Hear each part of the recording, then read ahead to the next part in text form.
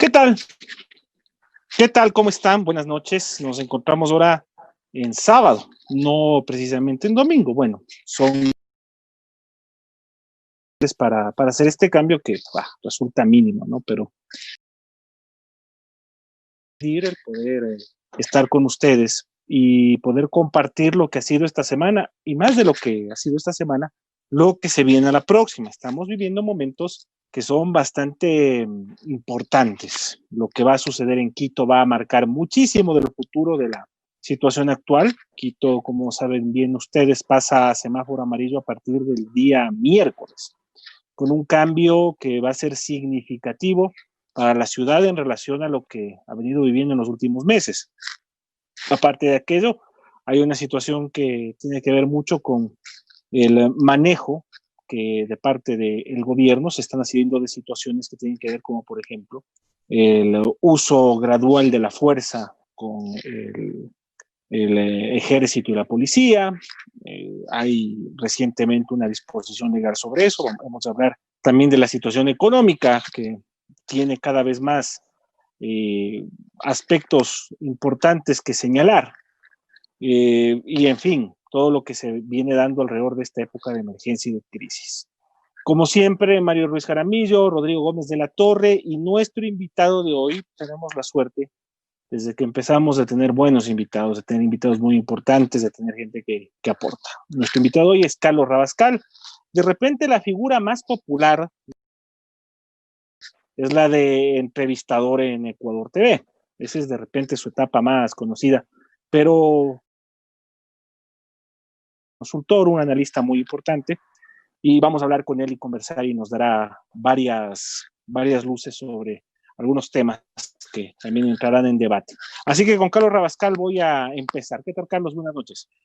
Mi querido Esteban, muchas gracias. Muy buenas noches en este sábado, por cierto, y aquí, encantado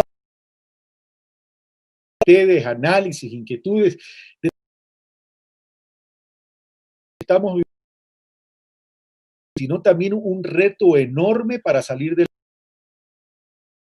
al Ecuador de forma estructural. Es decir, si queremos, ya no podemos seguir viviendo de coyuntura en coyuntura y tenemos que cambiar esa coyuntura y la única forma de cambiarla es cambiando la estructura. Y ahí tenemos grandes retos que seguramente lo vamos a comentar el día de hoy. Y también un saludo a Rodrigo, perdón, y a Mario, ¿no? Así es, Mario, ¿cómo estás? Buenas noches. Buenas noches, Esteban. Hola, Rodrigo. Hola. Como dice Esteban, un lujo de tenerte, Carlos, por aquí. Muchas gracias. Yo me quiero abrir hablándoles sobre un pequeño video que vi sobre el tema, y Carlos es de mi edad. Carlos tiene mi edad, ustedes son bastante más jóvenes. Bueno, Esteban es jovencito. Y vimos el tema de perdidos en los Andes, ese equipo de fútbol de rugby que se... Luego de caer el avión, el encargado de la radio le dice al más joven: tengo una buena noticia que decirte. Acabo de oír en la radio que dieron por... Bueno, el joven estaba rabioso y le dijo: ¿cómo va a ser una buena noticia? Y él cuenta que después de unas cuantas horas, unos cuantos días, en verdad fue una buena noticia, porque se dio cuenta que era la mejor noticia, porque comenzaron a vivir y dejamos de sobrevivir, dice textualmente. Y comenzaron a trabajar en equipo con humildad y una actitud de decirle sí al no. Esto creo que es lo que le corresponde al Ecuador, lo que responde a los momentos. Buenas noches. Rodrigo, ¿cómo estás? Buenas noches. Esa vieja película de ese... que luego tuvimos la reedición y sí. ¿Cómo? Pero no le digas vieja la película. Bueno, que tú viste. Hablas Supervivientes de los Andes. Supervivientes se llama la película, una película bastante buena. Ya formalmente, Esteban, Mario, poco o mucho, el tema y lo seguimos difiriendo. Porque podemos decir que la ley humanitaria fue una estructura o la propuesta de ley a casos de contratación en emergencia, que estar considerados en todo momento, caracterizado por vivir de coyunturas. No necesitamos de que el gobierno nos plantee la coyuntura, sino somos los ciudadanos los que de una forma u otra exigimos al gobierno de turno esos de coyuntura. De ahí es que tenemos y reestructuramos nuestras políticas comerciales, agrarias, comunicacionales y demás, en función de qué es lo que sucedió la semana anterior,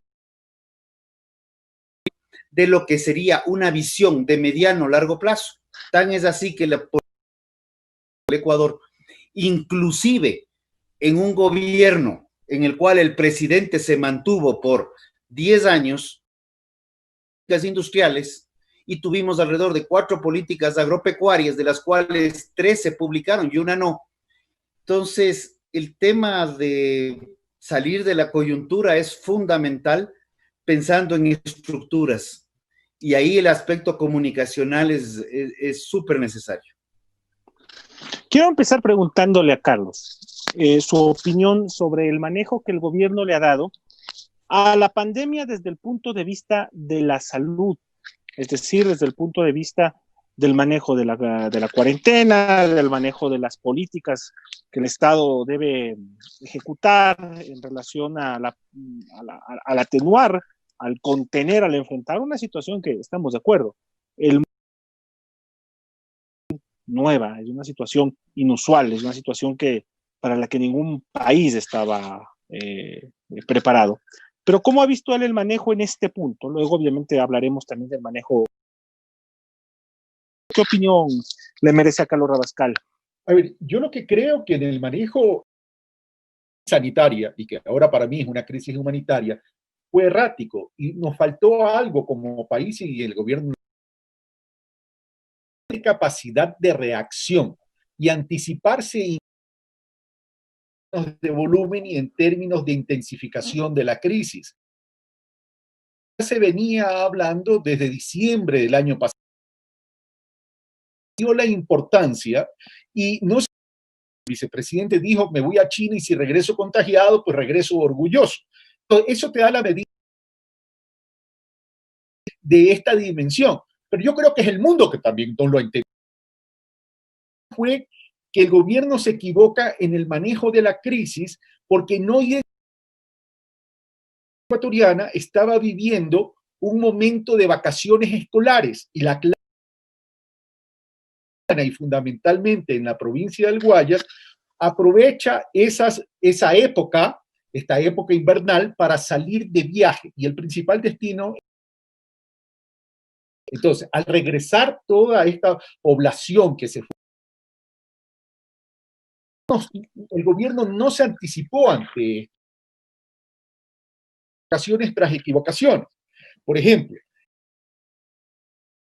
estaba bien, pero después lo vuelven a aprobar y 50.000 personas meten. Barcelona, pues evidentemente constituye alto riesgo. Y adicionalmente, toda la realización de la costa ecuatoriana, más la época de playa, sobre todo en la provincia del Guayas, etcétera. Que cuando ya comienza a conocerse la crisis, el gobierno no se adelanta no se adelanta en la compra y en la adquisición de los equipos de los test de respiración asistida, etcétera, etcétera, etcétera. Y esto trae como consecuencia entonces cierto acompañado de la proliferación de voceros de comunicación en crisis con comunicación política ahí crea mayor incertidumbre porque además adicionalmente el gobierno comienza a caer al decir que lo que estaba pasando en Guayaquil en cuanto a los fallecidos era producto de una desestabilización internacionales, los medios internacionales visibilizan esta que es evidente que no hemos estado preparados porque las cifras, indicadores de contagios y fallecidos, tenían evidentemente su. Hay que transparentar estos indicadores a nivel de fallecidos y a nivel. Tenemos todavía información y data confiable. Planando, no se está planeando. Yo tengo mis serias dudas. Ahora, yo no tengo que creer lo que me dicen o por lo menos recurrir a. Puedo tener cierta información. A mí me queda, por ejemplo, determinadas inquietudes que lo comentábamos antes de comenzar la transmisión, de cómo está distribuido el tema en términos territoriales de la ubicación, existencia de camas 19 o también para atender adicionalmente en camas UCI de unidades que la tenemos. Y la principal información sobre la cual está es Guayas y Pichincha. Entonces, no todo el territorio ecuatoriano. Ahora, ese es mi análisis en ese sentido, sin ánimo de querer crear polémica política en este caso, de la película, o más allá de la película, fue un hecho real, dice, en este momento tenemos que trabajar en equipo, sacar al país adelante. Y más adelante ya hablaremos del tema económico y del tema político. Les quiero plantear a los tres, que es una duda que a mí me ha empezado a atacar las últimas días. Los casos exitosos de combate sur, Taiwán, Islandia, Israel,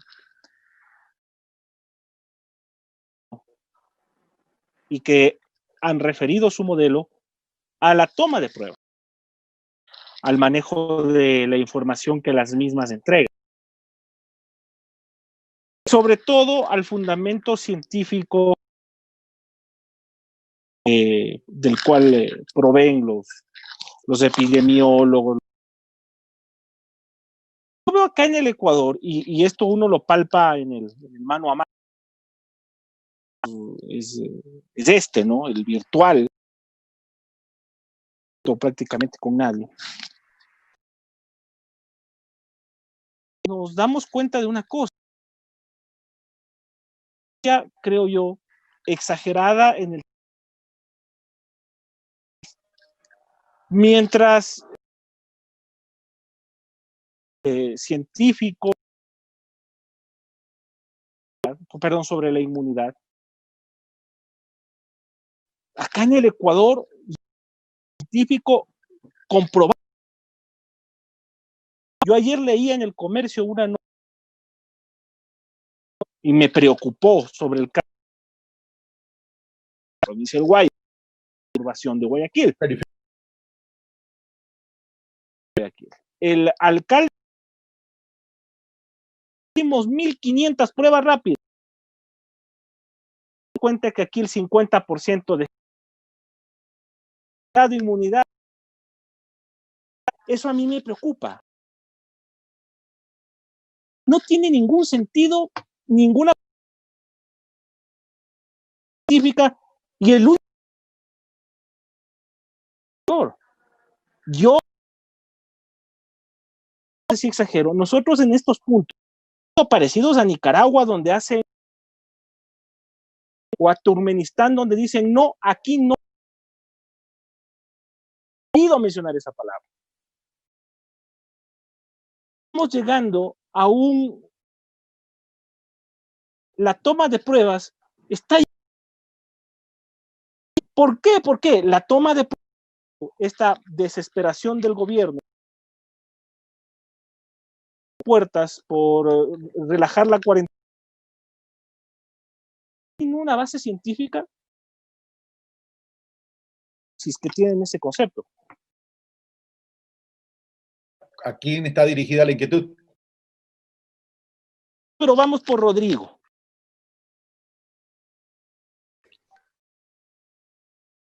Tener factores de comparación entre Yo he estado elaborando mis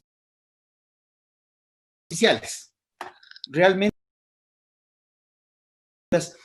pero tomé una decisión que tienen que ver cuántos casos posibles de la población. Entonces, yo tengo esto en 8 provincias que tienen que ver con la Cámara de Agricultura. Pabura, que es una de las provincias con la menor incidencia de contagio, y tengo una provincia dentro de las 8 provincias de Cámara, como es Santo Domingo, mayor incidencia tiene, seguida por Bolívar, a Pichincha, en donde en Pichincha tenemos que pensar que y de ese 15 hay 2 conceptos: urbano y el Quito, considerado como parroquia rural, pero sí se deben considerar cómo se comporta Pinta o cómo se comporta el Quinche. Parroquias más distantes como Nono, Gualea o ya. Tones de Pichincha, muchos permanecen en crecimiento de contagios, pero también se han podido mantener con el alcalde. Planteaba con la importación de las... era precisamente lo que tú dices, Esteban. La única forma de poder contagiado es con una prueba de PCR, porque la otra tienes incertidumbre. Y hasta nosotros teníamos que sobre el 70% de la en Guayaquil. Quito tenía de pruebas y el resto estaban distribuidos. Entonces, sí tenemos un problema de pruebas que es real, pero también en Quito a veces es cuestionado, en Guayaquil a Juan José Illingworth, pero y decía que había pocos. Juan José sacó un estudio matemático y lo comentaba y veíamos que una parte que cuando ya los números salen, anteriormente el que estaba encargado, no sé cómo Jorge Guates. De tareas. Tengo un bloqueo. Dijo, sí, tenemos un de 300 fallecidos. Y todo el mundo, pero posteriormente, él encadena esas declaraciones, pidió que haya los fallecimientos siguieron anteriormente. Y cadena de María Paula Romo a las 11 de la mañana, que habían solamente 22,000 casos adicionales. Justo, tuvimos 3 días de, llamarlo así, hubieron prácticamente 20 y pico de abril, y regresamos en curva, y luego la volvieron a bajar, y luego se... Y esto pasó en 2 ocasiones. Completar el tema, hicieron de las cuentas y los errores en los ceros, no es de ahora.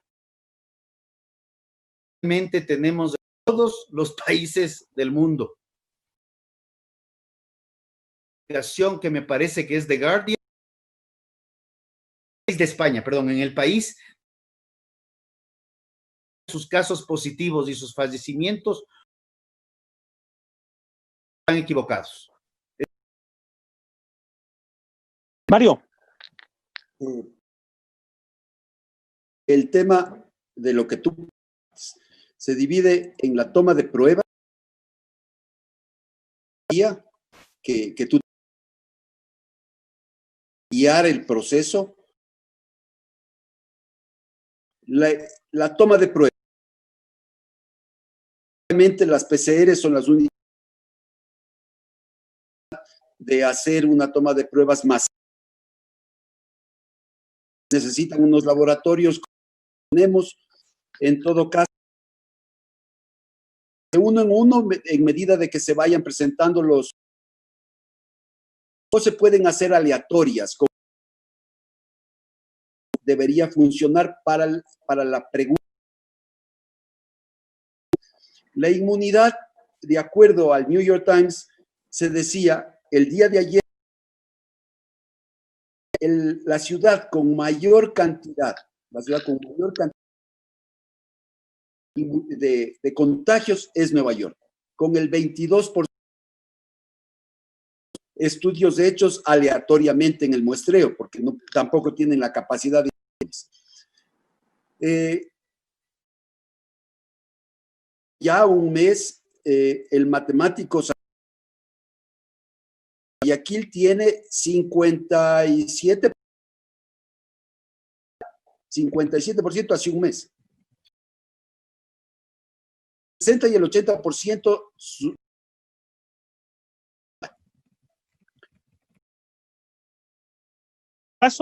En el caso Mario, prácticamente ratificada que no lo está.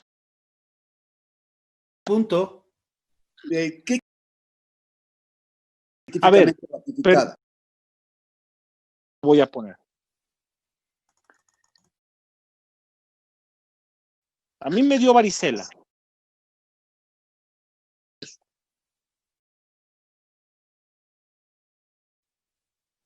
¿Por qué? Porque hay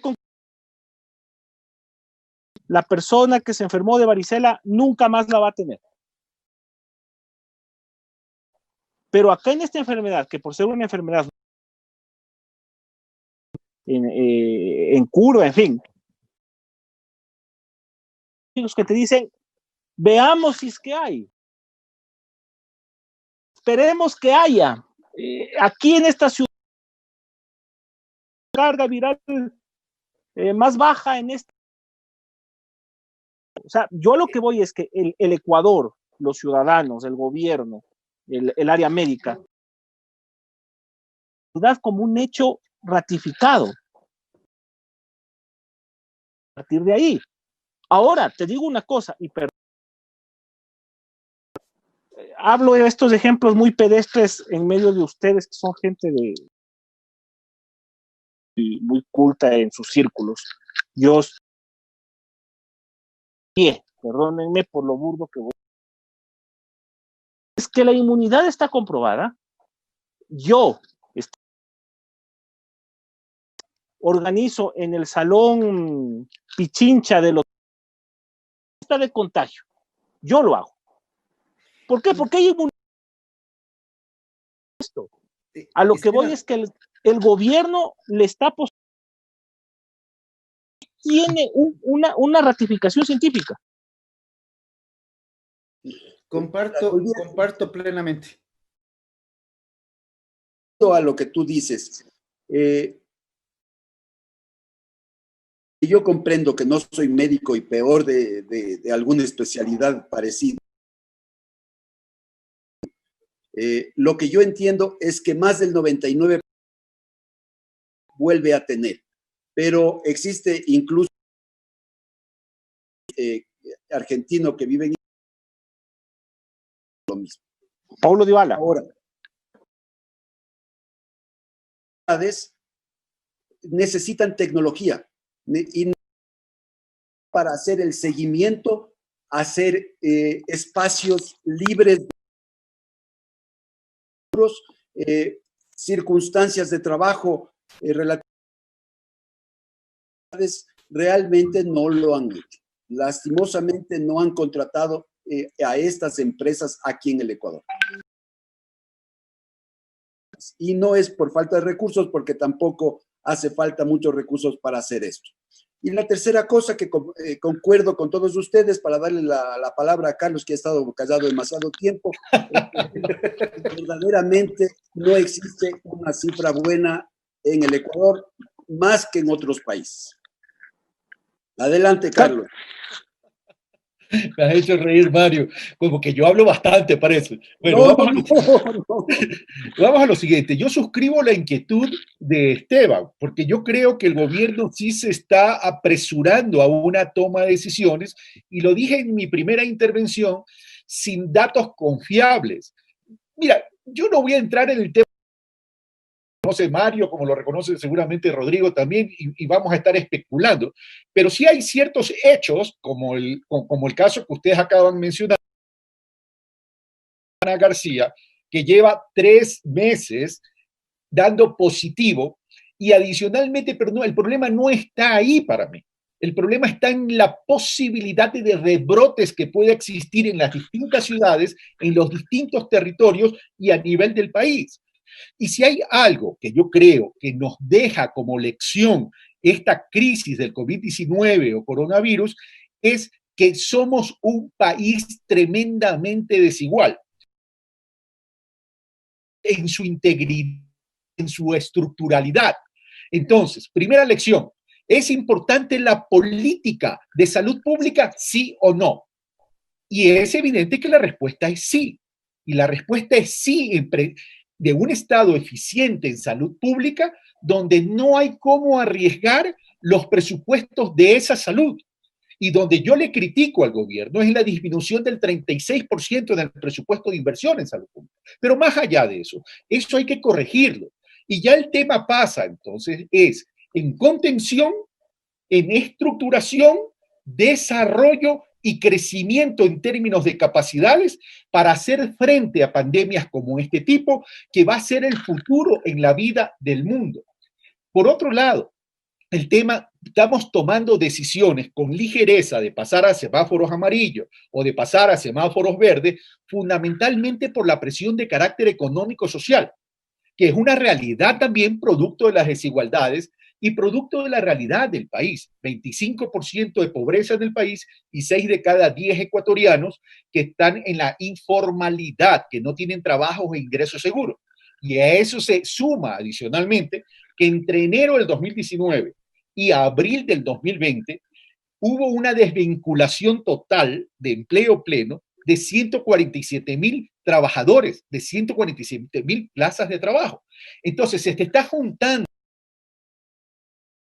con una realidad de una crisis sanitaria y el gobierno no ha sabido manejar eso. Y por otro lado, adicionalmente, no nos dan los datos de la territorialidad.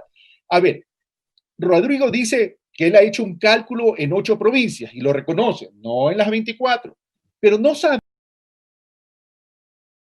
qué ha hecho en cada una de las provincias, en las 221 ciudades, por ponerte un ejemplo, ¿verdad? Y qué peso tiene esa cantidad. Y está claro también, adicionalmente, las limitaciones que tiene el país.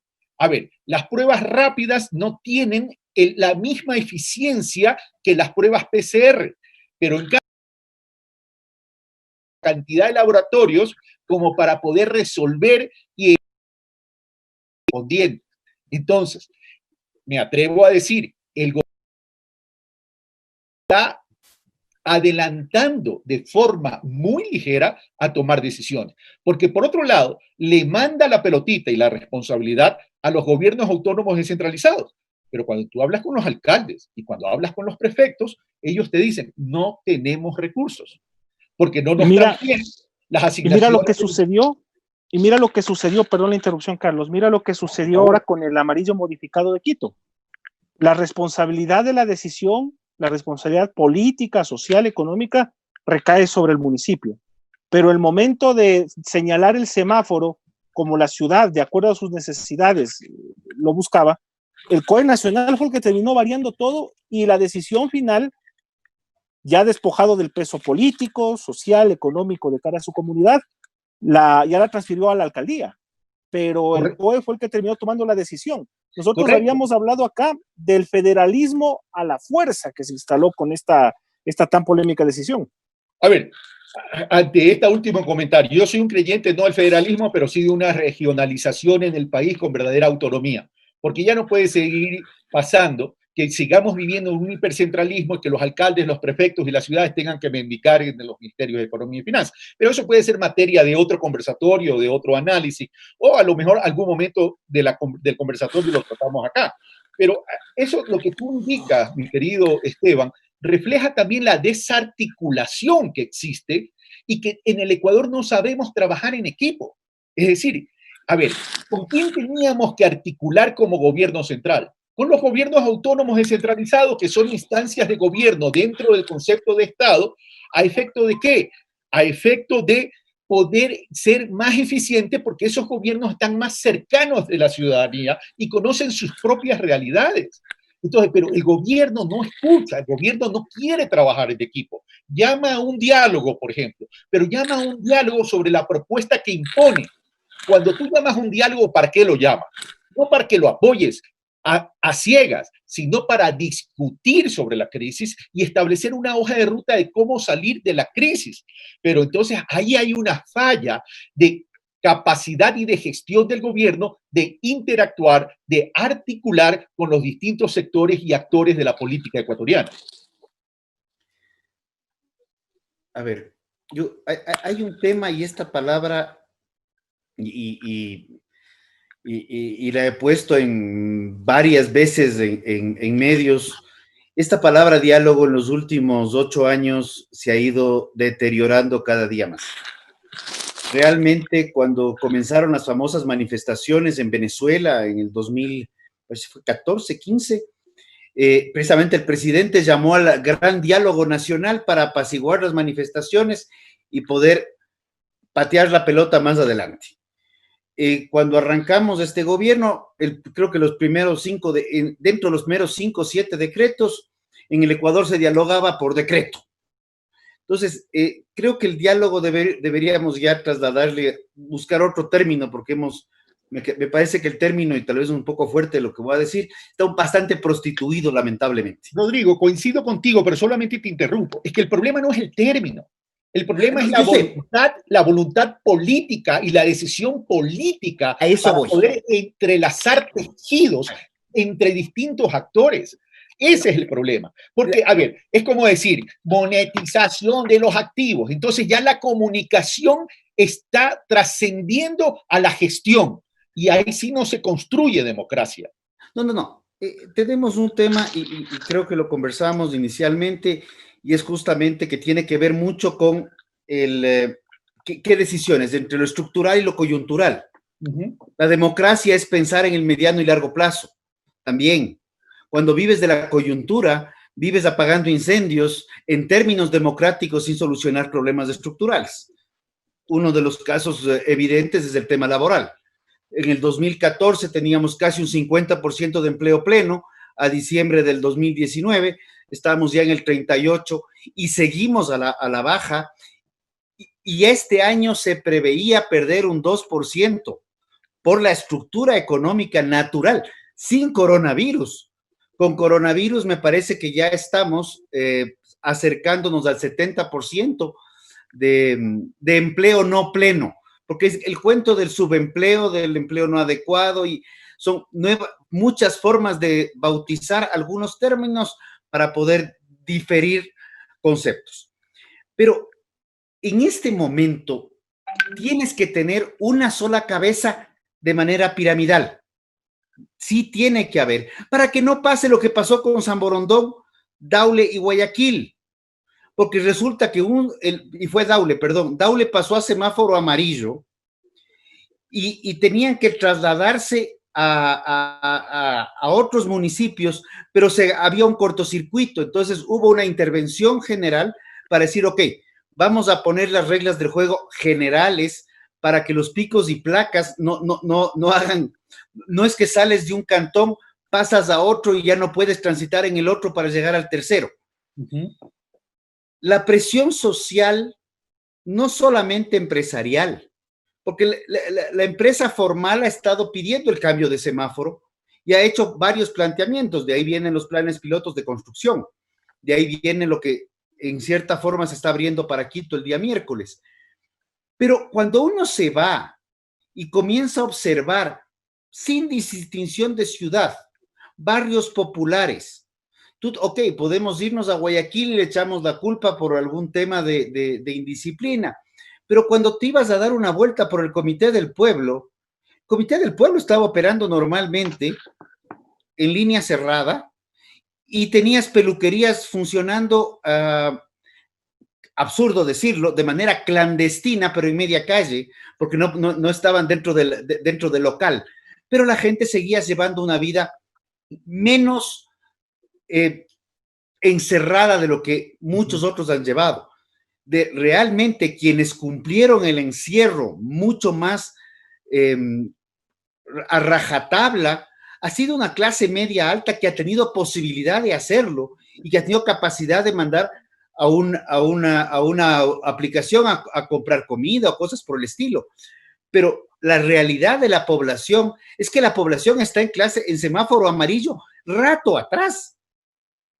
Si me permites para poder interactuar en este sí diálogo, a ver, tú dices algunas cosas que sería bueno que la analicemos, Rodrigo. Primero, tú dices, hay que tener una sola cabeza. Yo estoy de acuerdo contigo. En una época de crisis se requiere un liderazgo. Pero el tema es cuántas cabezas hay en el mismo gobierno en relación al manejo y la gestión de la crisis, que además han sido visiblemente contradictorias, y lo cual genera mucho más ruido, mucho más incertidumbre y mucho más nervios, por un lado. Por otro lado, tú lo has dicho, la gente que puede guardar el aislamiento responde a la posibilidad que tiene de poderlo hacer. Por eso dijo, esta crisis nos deja como una gran lección la necesidad de reconocer la gran desigualdad e inequidad y pobreza que hay en el Ecuador. Por eso los indicadores que mencionó en términos de pobreza, 25% de la población pobre, 6 de cada 10 en la informalidad, más el desempleo que tú mismo hoy estás dando el dato que se está incrementando. El propio gobierno dijo, la afectación va a ser en 580,000 empleos que se van a perder, de los cuales 200 y pico de mil va a incrementar la pobreza. Primer punto. Tú dices, hay que ver al país ya en cuanto a mediano y largo plazo del tema estructural, que lo dije yo en mi primera intervención. Estoy completamente de acuerdo contigo. Yo le añado, al país hay que verle un horizonte de tiempo, corto, mediano y largo plazo. Para ponerte un ejemplo, el problema no solo es el gobierno, el problema también es mentalidad del sector productivo ecuatoriano y como cultura general del país. Vamos a lo siguiente, Rodrigo. La generación de trabajo en un 30% lo genera el sector agropecuario ecuatoriano. El sector industrial en un 11%. Pero, sin embargo, cuando tú ves la relación de esos sectores con el Producto Interno Bruto, con el tamaño de la economía, desde hace 20 años, no pasamos del 12% del PIB.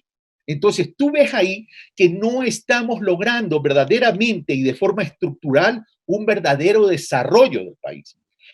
Llega el momento también entonces de preguntarnos que si el empleo tiene problemas, el empleo pleno, vamos a tener que comenzar a crear en ese horizonte de tiempo para establecer procesos a los cuales tenemos que respetar y responder, es cambiar los nuevos modelos de producción y los nuevos modelos de generación de trabajo, porque el país no puede seguir dependiendo en cuanto a su economía, su estabilidad, su sostenibilidad del petróleo.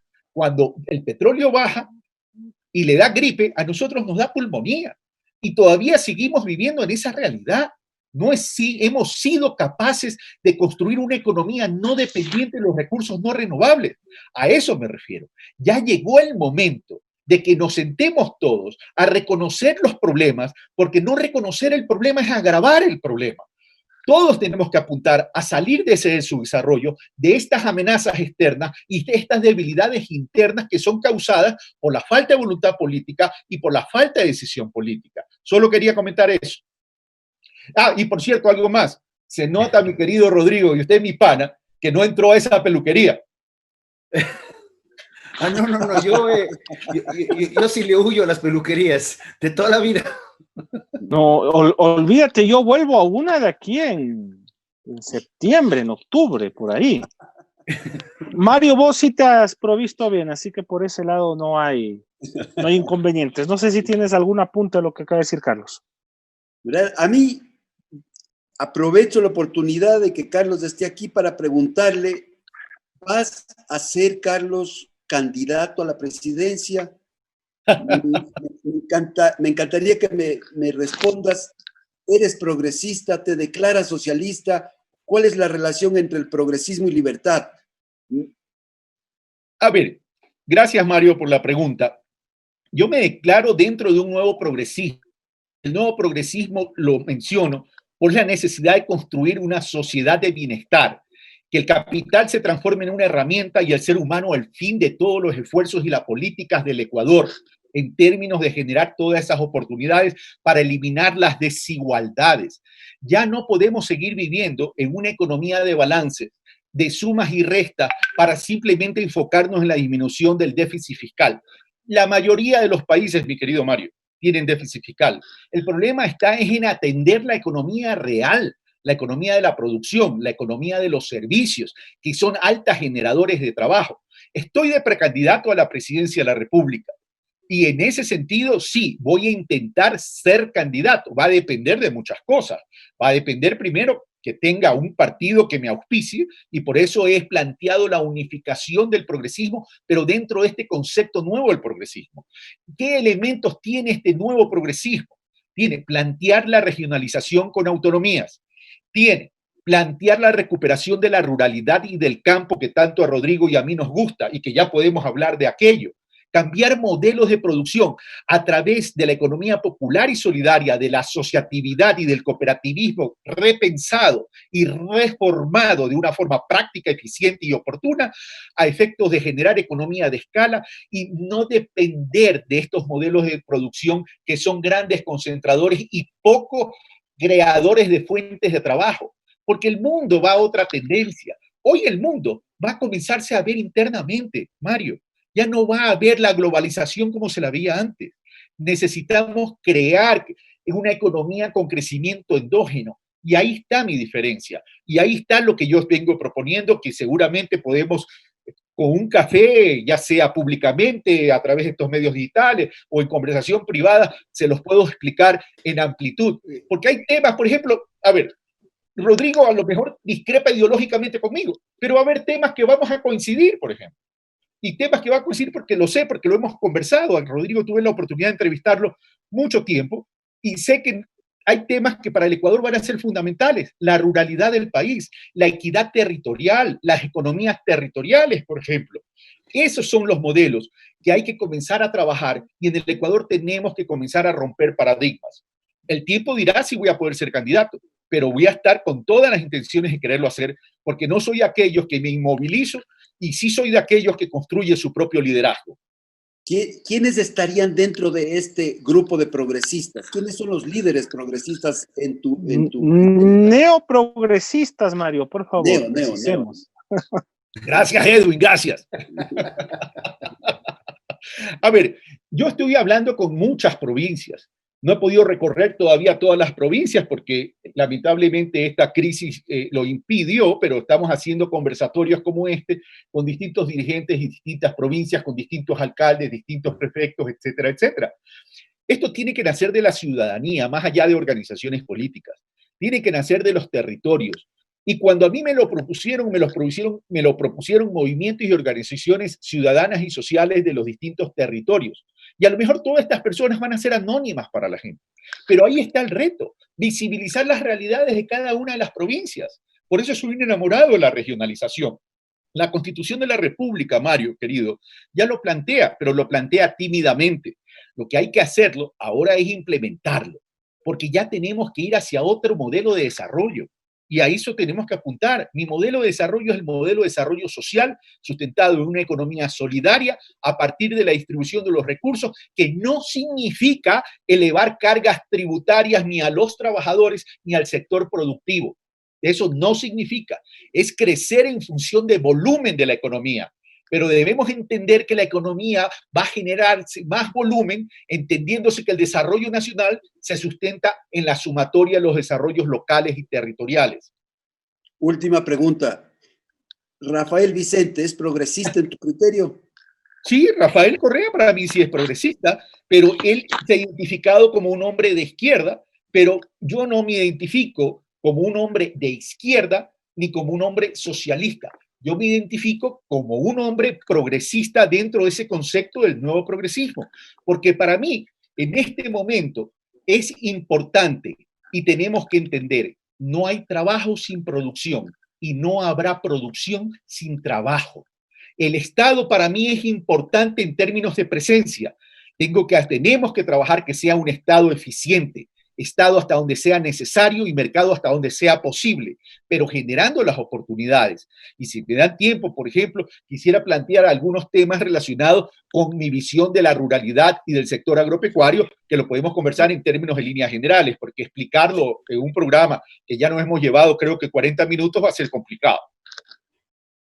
Yo quería plantearte algo y es algo que para mí me es un poco incomprensible. La Constitución plantea, como tú dices, la descentralización. El Código Orgánico de Ordenamiento Territorial habla de descentralización.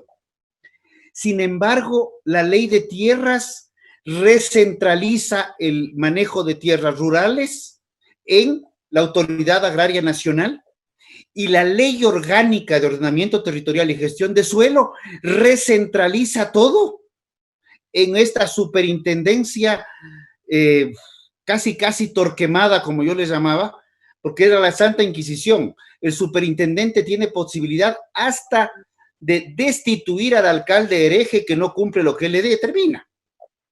Entonces, si bien una declaración en la Constitución puede ser buena o mala, yo no comparto el documento constitucional y no lo compartí en su momento, lo leí y lo analicé antes de la votación, pero las leyes que vinieron posteriores dentro del mismo gobierno fueron exactamente contradictorias.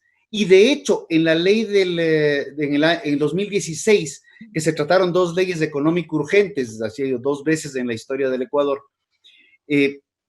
se trató justamente una ley en la cual el gobierno central podía retirar y bajar los presupuestos de los gobiernos autónomos descentralizados. Porque el tema tributario es así. ¿Y por qué al gobierno le gusta el petróleo? ¿Y por qué al gobierno le gustan los recursos naturales no renovables? Porque esa es plata que va directo al bolsillo de papá gobierno. Cuando tú hablas de que en el caso del sector rural, el sector agroalimentario, representa el 55% de las exportaciones totales y representa en total agroalimentario, no solamente agrícola, 55% de exportaciones totales, 42% del empleo en Ecuador, pleno y no pleno, representa el 22% del Producto Interno Bruto. O sea, ya no son cifras menores, pero son cifras que se distribuyen en la economía.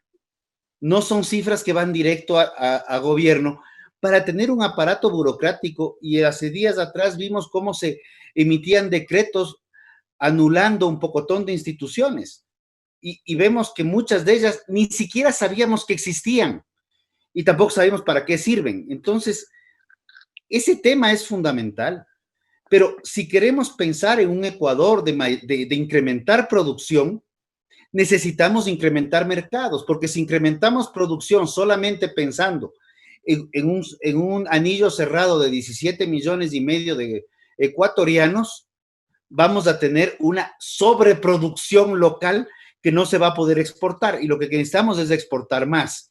Y cuando hablamos de valor compartido e integración de cadenas, curiosamente no es nada nuevo. Para el Ecuador puede ser nuevo el cooperativismo, porque Europa tiene más de 120 años de cooperativismo que ha permitido integrar actores de las cadenas productivas, masificar producción, generar volumen, economías de escala y exportar. Pero el Ecuador, dentro de esa ley de economía popular y solidaria, precisamente en los conceptos de los artículos, y te invito del 22 al 28, precisamente bloquea los conceptos cooperativos integradores de actividades. Por eso digo reformar. Me pierdo. Pero por eso, Rodrigo, hablo de reformar. Mira, Rodrigo, querido, tú y yo somos amigos. Tú y yo somos amigos y tú me conoces que yo no vivo con una tortícolis mirando al pasado, ni pertenezco a la sociedad retrovisor mirando para atrás. Las cosas que se hicieron mal hay que corregirlas. Las cosas que se hicieron bien hay que construir sobre lo construido y hacer lo que se dejó de hacer. Solamente te quiero participar, por ejemplo, en el tema que tanto nos apasiona, que es el tema del cooperativismo. A ver, si me permites un momento. A ver, porcentaje de agricultores asociados en el Ecuador, 5%. En Colombia, 23%. En Perú, 27%. Y tú que mencionas Europa, en Francia, 75%. Porcentaje en valor del cooperativismo en los negocios del agro y agroalimento. En el Ecuador, 2%. En Colombia, 11%. En Perú, 13%. En Francia, 40%. Y genera 80.000 millones de dólares de euros cada año. Número de agricultores en cooperativas. Ecuador, ¿cómo vamos a generar economía de escala si el promedio de cooperantes dentro de la cooperativa es 15 personas? En Colombia, 1.300.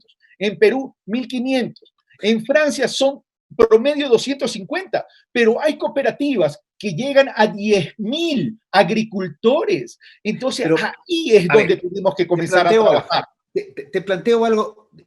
Punto uno, precisamente el año pasado hubo una cumbre de cooperativismo a nivel Ecuador, una cumbre internacional, estuve exponiendo ahí y hemos enviado desde ese entonces todas las recomendaciones para el cambio de la ley, solamente para modificar 3 artículos y destrabar el problema.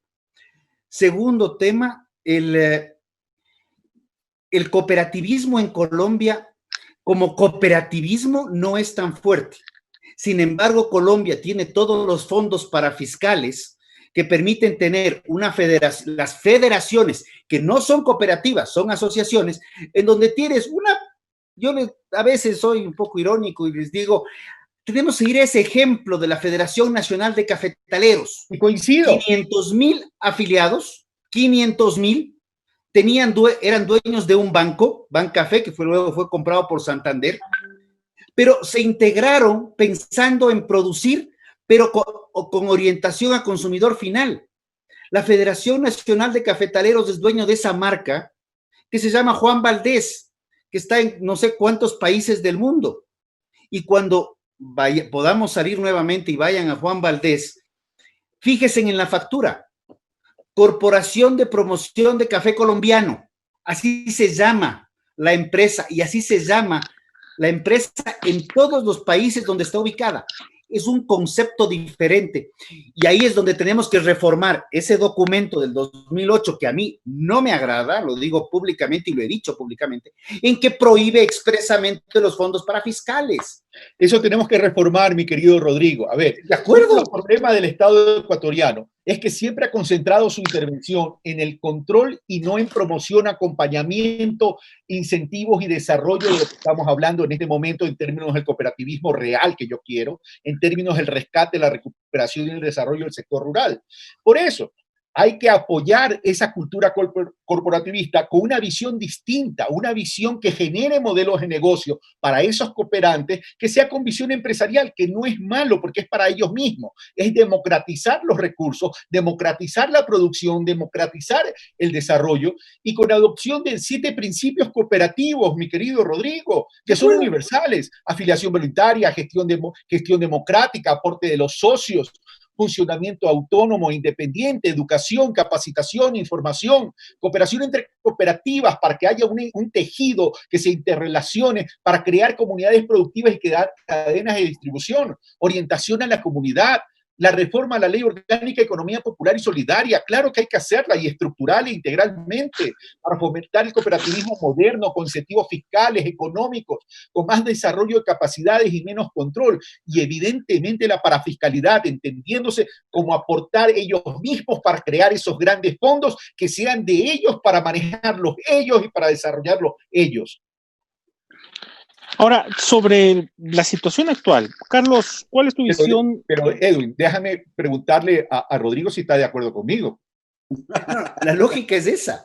Lógica es esa y de hecho me comprometo a pasarte. Tú vas a votar por mí entonces. No. Vas a votar por mí. Te voy a pasar mi presentación en la Cumbre Mundial de Cooperativismo Moderno, que se la denominó así, y lo que planteé para las cadenas agroalimentarias de lácteos, en esa misma lógica, con un planteamiento de cierre que fue, o nos unimos o vamos camino a desaparición. Cuidado con los acuerdos, con ciertos acuerdos comerciales al sector lácteo, ¿eh? Cuidado.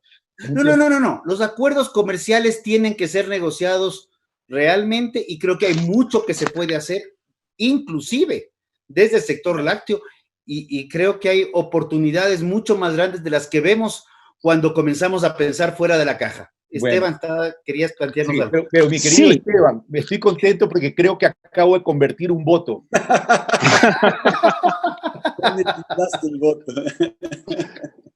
Carlos, tu visión sobre el tema de las leyes económicas enviadas a la Asamblea, el impacto posible que las mismas tendrían en lo económico, en lo laboral sobre todo. A ver, en el tema económico yo creo que no se ha hecho nada. Es decir, ¿de dónde van a salir? A ver, comencemos por ahí. ¿Cuál es la política económica de este gobierno? ¿Alguien la conoce? Ha tenido varias. Por eso, no hay una hoja de ruta, no hay un estructural, no es una política económica que responda a un modelo de desarrollo del país. Y esa es una de las carencias que ha tenido este gobierno. Al no tener hoja de ruta, aquí todo el mundo puede hacer lo que le da la gana porque no hay un direccionamiento y eso está equivocado. El Ecuador tiene que, como digo, vérselo en un horizonte de tiempo. No hay políticas económicas. Cuando el gobierno nacional manda esta ley mal llamada humanitaria para mí, ¿qué dice? Impuestos. ¿Y a quién le carga el impuesto? A los más afectados y a los que más necesitamos que hoy en día activen en la economía, que es a los trabajadores y al sector productivo. ¿Cómo vamos a afectar a quienes nos pueden sacar adelante en medio de esta crisis en términos de producción, trabajo y desarrollo? El Ecuador en este momento debió haber planteado un plan de contención y un plan de reactivación. Un plan de contención para atender la crisis, pero entendiendo que para atender la crisis, tiene que liberar recursos que no tenía.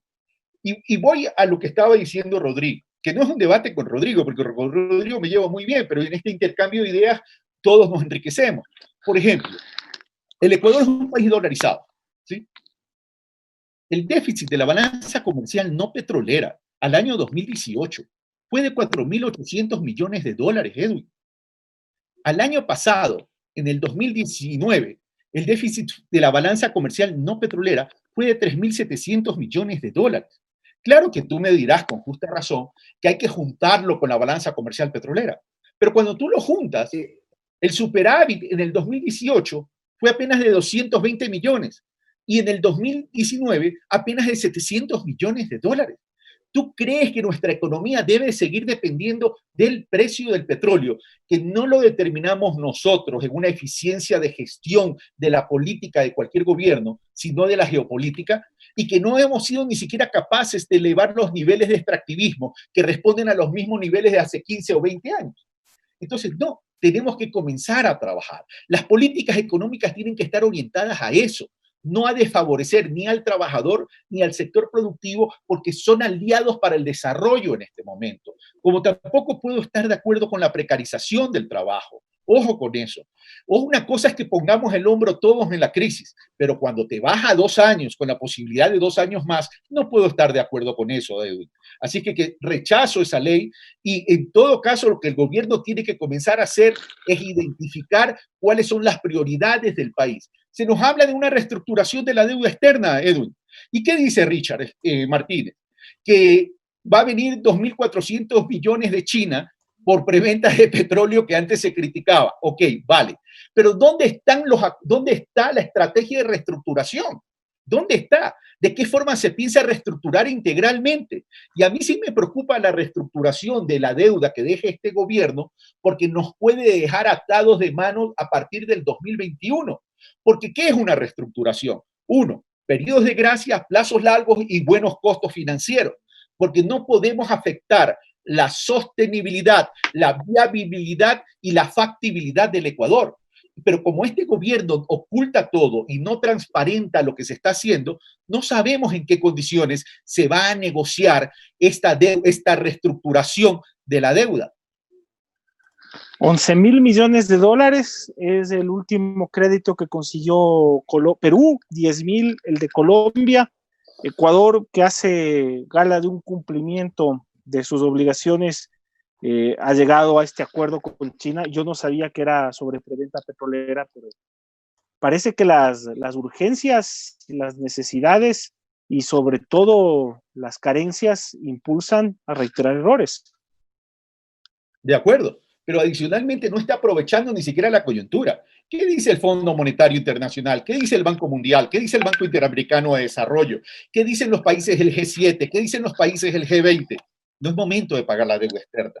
Es que no se trata de no pagar, se trata de no poder pagar porque necesitamos esos recursos. Y además nos dan informaciones completamente contradictorias. A ver, yo no quiero que el Ecuador caiga en default. Por supuesto que no quiero.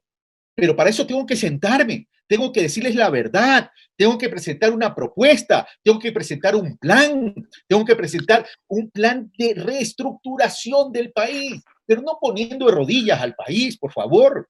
Entonces, a mí sí me preocupa que este gobierno no esté actuando con transparencia, pero no quiero que me vengan a decir lo que ligeramente dicen. ¡Ay, y el gobierno anterior!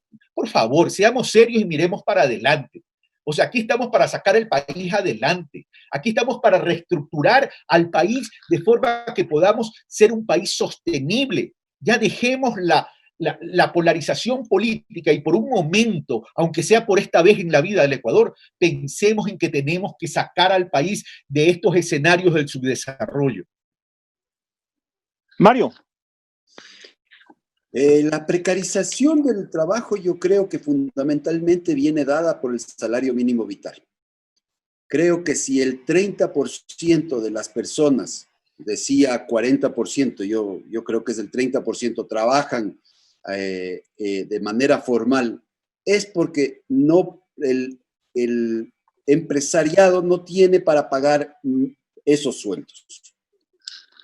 Y realmente cuando tú tienes una ley que básicamente le está ordenando solamente al 30% de personas, creo que es muy importante comenzar a ver que puedes tratar de flexibilizar las relaciones laborales, por un lado. Por el otro lado, creo que el problema fiscal del país ha sido notable y no, lastimosamente, yo creo que desde que entró Martínez ha sido una clara línea muy, muy sólida de lo que estamos haciendo.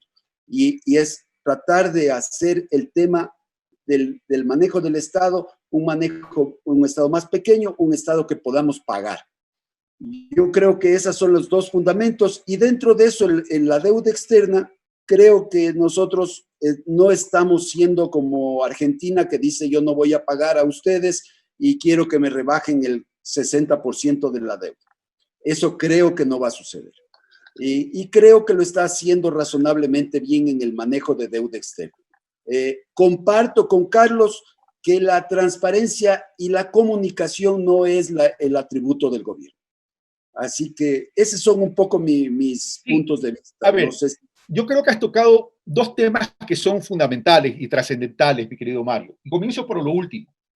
Tú me dices que este gobierno, y ha sido sólido en ese gobierno, no sé si estés de acuerdo con el gobierno. No, sólido con Richard Martínez. Ah, ok, vale, ya. Ok, a ver, yo soy amigo de Richard y lo respeto, pero no estoy de acuerdo con él. A ver, este gobierno, en los 3 años, se ha endeudado en $20,000 millones. Solamente hasta el mes de febrero del 2020.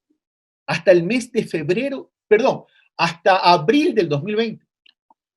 No, febrero del 2020. La deuda en este gobierno, nueva, la deuda nueva de este gobierno, fue de $18,000 millones, mi querido Mario. Que no es cualquier cifra, ¿no? Pero ¿cuál es el problema? La deuda no es buena ni mala per se, sino es en cómo te contribuye la deuda. Y si tú analizas dónde fue a parar la deuda, los recursos de la deuda, fue a parar a 2 temas. A sustitución de deuda y a financiar importaciones. No se lo metió en la economía real. Y el problema es que cuando esos dineros no se introducen en la economía real, no son generadores de trabajo. no son generadores de producción. Entonces, ahí es donde yo discrepo. Pero Entonces, cuando heredas, y te hago la repregunta, Carlos, por favor. porque estamos para escucharte a ti. Cuando tú heredas un estado calculado con un estado calculado con ingresos del petróleo de $100 el barril, y tienes 900 millones de sueldos y salarios mensuales, cuando heredas esto, haces una de las dos cosas. Y yo lo que sí creo es que no achicaron a tiempo el tamaño del Estado. O achicabas a tiempo el tamaño del Estado o te seguías endeudando. Una de las dos. ¿Qué piensas tú? A ver, primero, hacer un análisis de $100 el precio del barril del petróleo, como que siempre y durante los 10 años hubiera estado en $100. No, fue creciendo. No, Y pero lo vamos a... dejó en ese tamaño. Ya, saquemos un promedio. En los 10 años, si tú sacas el promedio, el precio del petróleo estuvo en los 55, $60. Es que no es el promedio, Carlos. Discúlpame que te interrumpa. El problema es que deja el tamaño del Estado como si en el momento en el que tenías a ese tamaño. O sea, el promedio vino más abajo, claro, pero cuando heredas el gobierno era de ese tamaño. A ver, pero vamos a lo siguiente. A ver, el Estado tiene que ser eficiente. Yo no estoy hablando de un Estado obeso. Tiene que ser eficiente. No es el momento oportuno ahorita para achicarlo, porque está generando un problema socioeconómico en este momento. Pero vamos a lo siguiente. En los 10 años creció de 47.000 a 100.000 millones y el petróleo y los hidrocarburos representan el 12% del Producto Interno Bruto. El resto es el tamaño de la economía privada.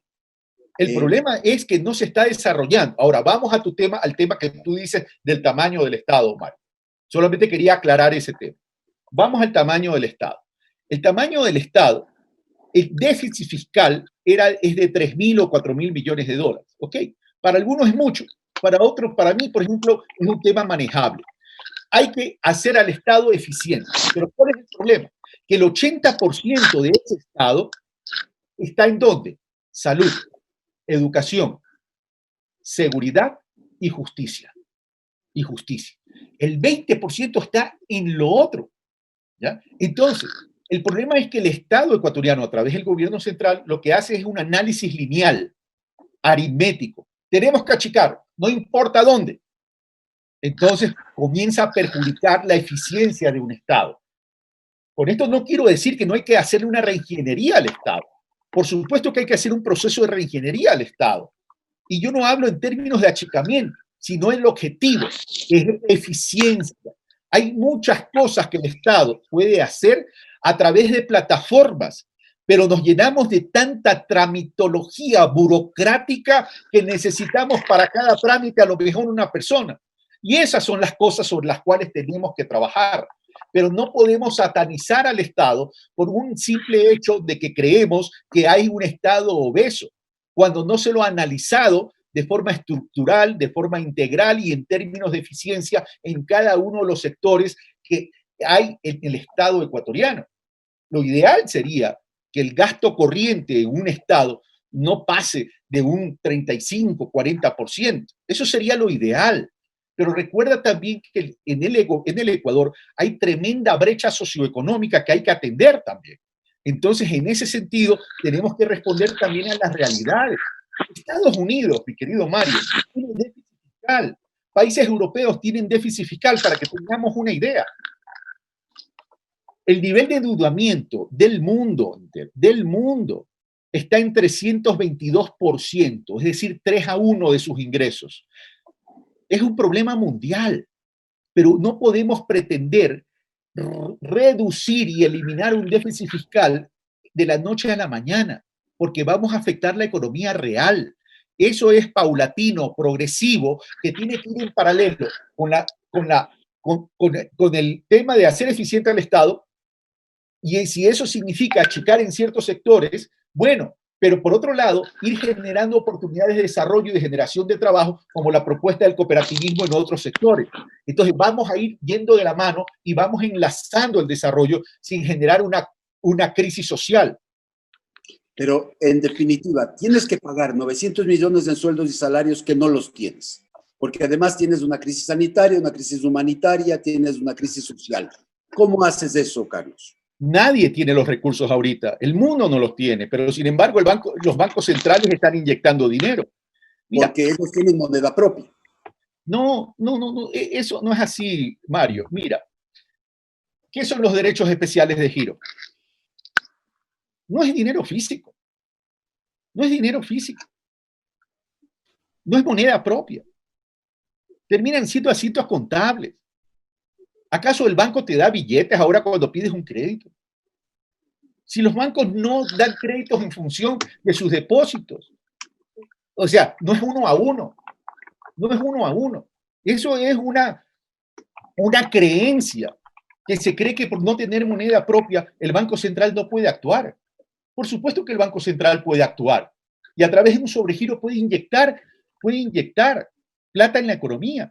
Mira, si no hubiéramos pagado el desaguisado que se pagó en el mes de marzo de 1.600 millones de dólares, pero evidentemente no estoy diciendo que caigamos en default. El problema es que no reaccionaron a tiempo para reestructurar la deuda.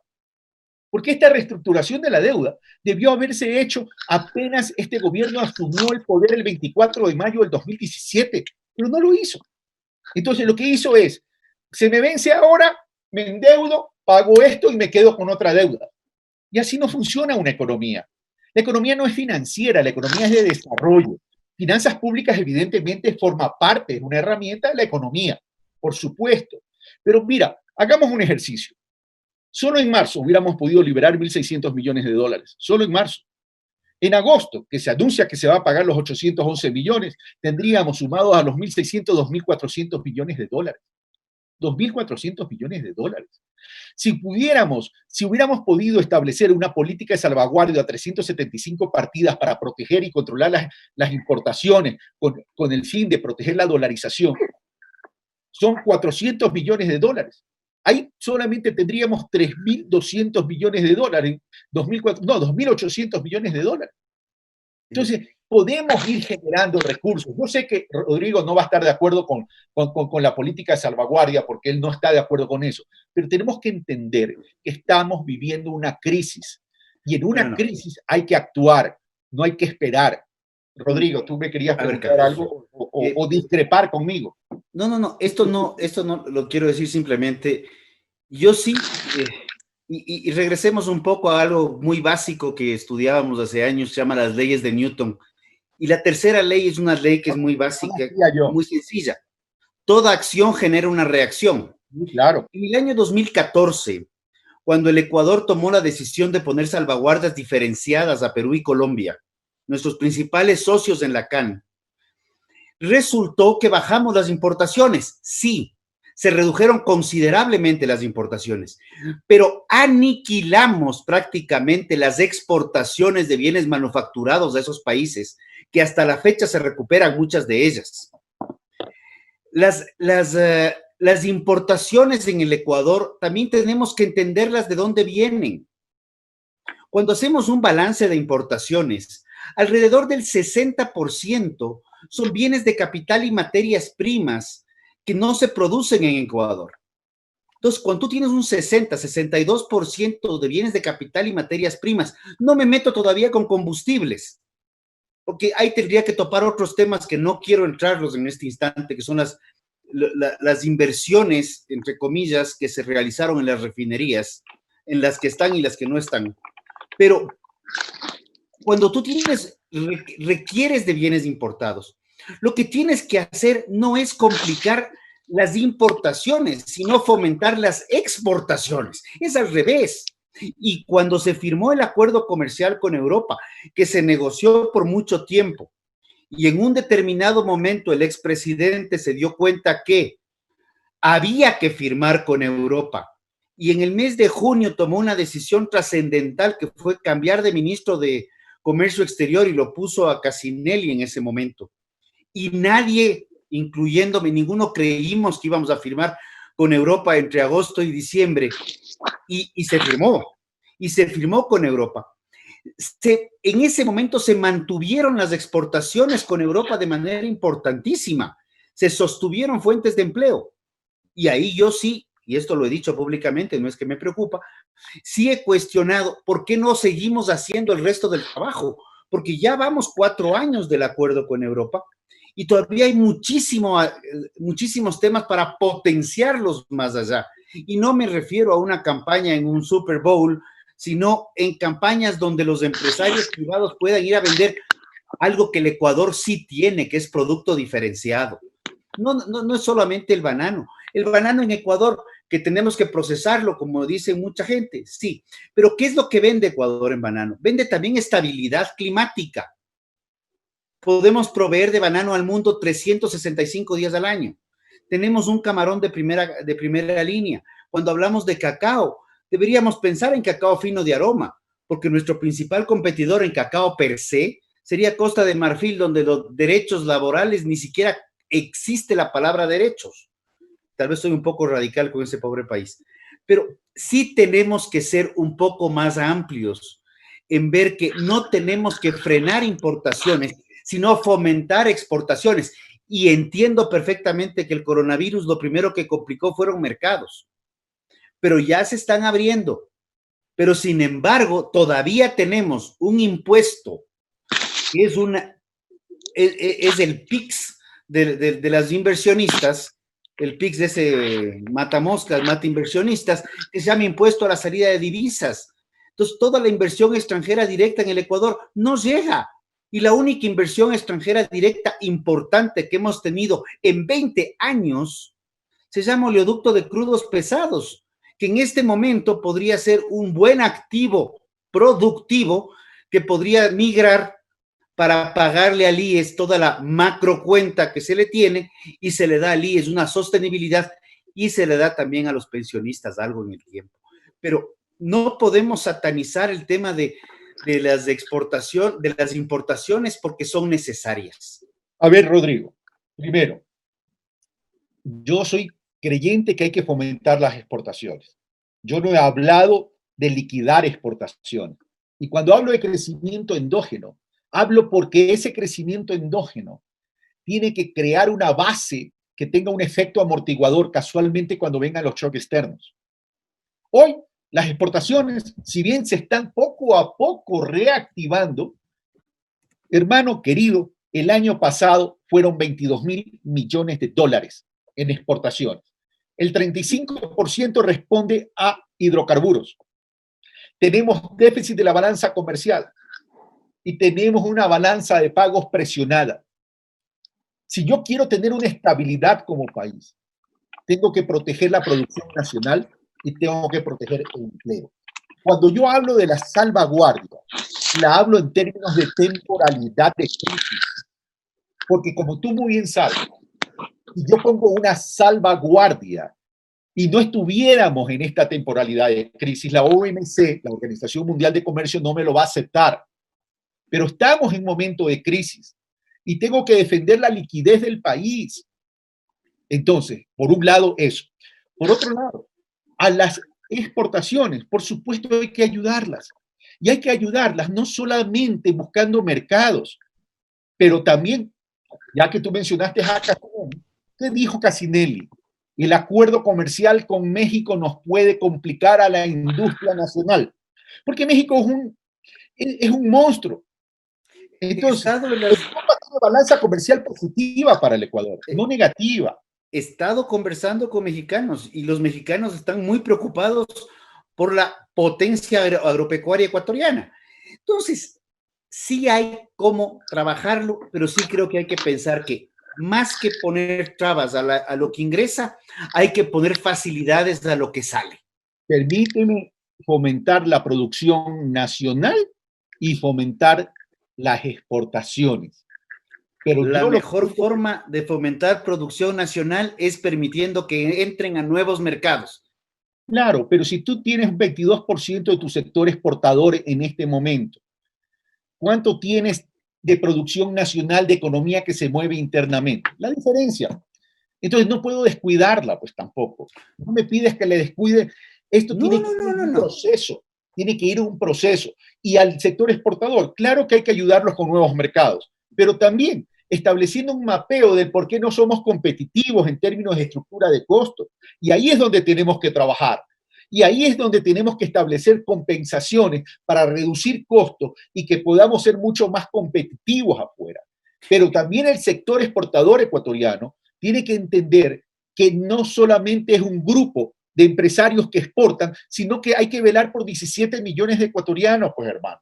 Porque si no, no voy a reducir pobreza, si no, no voy a reducir la informalidad y tampoco voy a seguir generando más empleo pleno. Entonces, tengo que verlo como una integridad. Yo lo que les pido, Rodrigo, es que no miremos solamente nuestro metro cuadrado y planteemos una estructura integral para que todos estén contentos.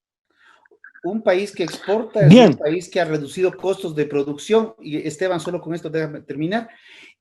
El tema laboral es una traba histórica, el tema tributario es una traba histórica y el tema de tramitología, que solamente es incrementar costos a cuenta de nada, es un problema.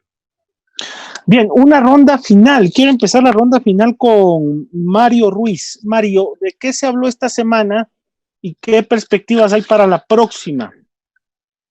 A ver, esta semana hablamos acerca de Merkel y Moreno, de la entrevista famosa de Merkel con Moreno, Moreno con Merkel. ¡Caramba! Luego de eso hablamos lastimosamente de Hyundai y de Mantilla. Es la primera mancha importante. Tercero, del transporte municipal, que también es una pena que las cosas se estén dando así. El informe de Vivanco, del CIES y todo lo que se conversó alrededor de eso, de los nuevos créditos chinos, de la renegociación de la deuda, y luego hablamos de temas como SpaceX, del Dragón, que se fue ahora mismo al espacio, de la quiebra de LAN y de la brutal matanza de George Floyd y las manifestaciones que hubieron en Minneapolis. Estas cosas se hablaron, obviamente siempre se habla de fútbol, ahora se habló de Chila, Cheme, Patricio Torres, Esteban Paz, de la Liga y el déficit del Barcelona, que el Esteban conoce mejor de esto. Yo creo que esta semana se va a hablar sobre la salida de Quito, yo creo que va a ser el tema principal. Y siempre espero que se hable de tratamientos y de vacunas, que las sigo permanentemente. Rodrigo, ¿qué perspectivas hay, sobre todo tomando en cuenta el tema importante de la salida de Quito a partir del miércoles? Creo que va a haber una suerte de alivio desde el sector privado, va a comenzar a formalizarse de alguna manera ya este semáforo amarillo y creo que van a comenzar a destrabarse algunos temas. Confiemos que los temas de corrupción no sigan siendo pan de todas las semanas, porque ya creo que es un tema que debería frenarse y no seguir, y no es que no se difunda, por el contrario, sino que no se sigan evidenciando más casos de corrupción, que es lo más grave que yo creo que se ha vivido en esta crisis. Carlos, muchísimas gracias por la presencia, ha sido muy, muy interesante. Vamos a estar en otra ocasión, no me cabe la menor duda. ¿Qué perspectivas analizas para los días y la semana que viene? Bueno, primero agradecerles por esta generosa invitación con grandes amigos a quienes respeto y con quien podemos discrepar, pero también podemos conversar, y eso es lo importante.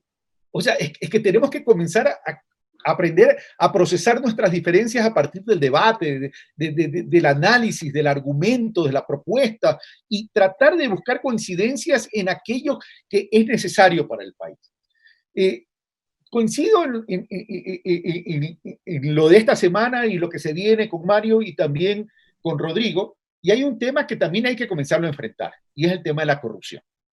Porque si en condiciones normales de la vida de una nación no es dable, y hay que lamentarlo y rechazarlo, más aún en medio de esta crisis. Pero el tema es que la lucha contra la corrupción no puede centrarse en enunciados, y el gobierno es solo enunciados. A ver, en diciembre del 2017, el Frente de Transparencia y Lucha contra la Corrupción le entregó al señor presidente de la República una reforma integral y estructural para la lucha contra la corrupción, con una reforma integral del Sistema Nacional de Contratación Pública, donde se restituía el informe previo de Contraloría, donde se eliminaba el giro del negocio, donde se eliminaba la contratación directa y donde a los contratos por emergencia se los reglamentaba y se le establecía procedimientos para que no se presten para la corrupción. Además, se estableció la necesidad de crear un catastro nacional de contratistas públicos directos e indirectos para poder establecer quiénes son, para poder establecer sus especialidades, para poder establecer que no sean fantasmas, para que agencias de publicidad no contraten su provisión de equipos médicos, para establecer su capital, su capacidad de ejecución, para establecer si realmente ellos van a poder responder, cuál es su récord de cumplimiento en lo privado y en lo público. Se estableció procesos de transparencia para que a través de las distintas plataformas se pueda publicar todos los procesos de contratación, donde vayan todos los precios unitarios para poder establecer con el mercado local y el mercado internacional. Y también se estableció una estrategia de trazabilidad del dinero de la contratación pública para que todo aquel que contrate con la contratación pública de forma directa o indirecta, el indirecto es el proveedor del contratista, tenga que facturar electrónicamente, haciendo relación a los precios unitarios de cada uno de los rubros del contrato y que guarde relación con aquellos que están dentro del catastro de la contratación pública, articulando con el Servicio de Rentas Internas, articulando con la unidad de lavado de activos, con la Superintendencia de Bancos, con la Superintendencia de Compañías, con la Contraloría y con la Fiscalía. Eso es lo que tenemos que hacer, acciones prácticas para poder luchar contra la corrupción, que no se la van a eliminar tampoco, porque eso será difícil, pero por lo menos neutralizarla en lo máximo que se pueda. Entonces, más bien yo les quiero agradecer y ojalá que la próxima conversatorio que tengamos lo podamos hacer presencialmente, ¿no? Ojalá. Ojalá. Sería Ojalá muy que válido. sí. Un abrazo para todos. Un abrazo. Muchas gracias. Buenas Buenas noches a Carlos Rabascal. Un momentito. Lo quiero invitar Carlos. a Rodrigo y a ti también, pues evidentemente Esteban, para un conversatorio más informal y conversar sobre estos temas que hemos conversado, que en algunos casos parecería que no estamos de acuerdo, pero es cuestión de buscarle la solución integral. Claro, habrá la ocasión y aceptado desde ya, Carlos. Muchas gracias a todos. Nos vemos en una posterior ocasión. Hasta entonces. Hasta entonces.